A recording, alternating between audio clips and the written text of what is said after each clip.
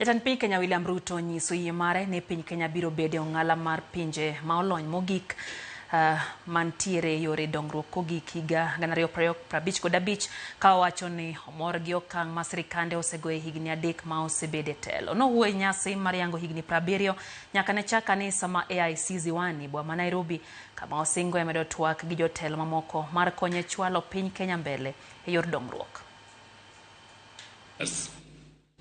We've seen that it is possible to build 170,000 housing units.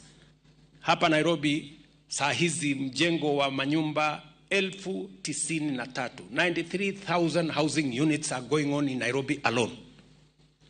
12 markets, institutional housing. Our budget for Nairobi city alone in matters housing, markets, institutional affordable housing and institutional housing and hostels is 210 billion shillings.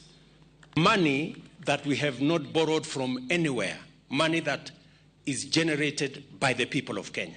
We have what it takes. We have the ideas. We have the knowledge. We have the plan. We have the people, and we have the resources to move this country from a third world country to a first world country in our lifetime by 2055.